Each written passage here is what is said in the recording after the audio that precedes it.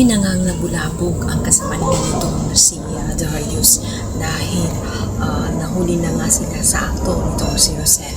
Kaya naman, dahil naging martial arts na nga itong si Rosel, nang makahawak nga siya ng samurai, nawala na siya ng control na halos gusto na nga niya nga patayin at saktan nga itong si Darius dahil sa naisip niya na kailangan na nga niyang putulin ang kasamaan niya nitong si Darius nang sa ganun ay hindi na tumalad ang kanyang pagiging masama at wala na siyang mabibiktima pang matapos ang pangyayari ngayon. Kahit lumuhod-luhod pa nga itong si Darius sa harapan nga nitong si Rosel, ay hindi na siya mapapatawad ni Rosel.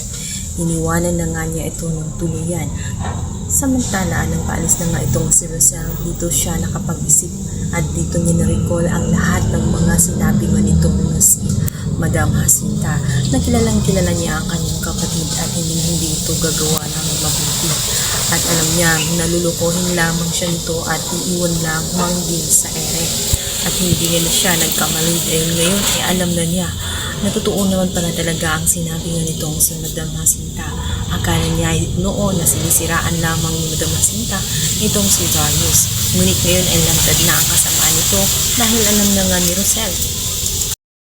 Habang naglalakad nga itong si Rosel ay tela na nanamlay siya sa kanyang mga natuklasan at hindi niya lubos maisip na sa kabila ng lahat ng ginawa niya para kay Darius ng kanyang pagtitiis ay malalaman niya na ang lahat pala ng ipinapakita ng kanyang asawa na si Darius ay pawang kasinungalingan lamang at nabubuhay pala siya sa kasinungalingan at ngayon alam na niya ang lahat.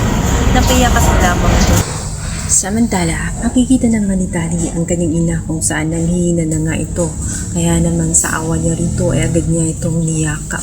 Uwang-uwa siya sa sinapit ng kanyang ina dating nga dito kay Darius. Kaya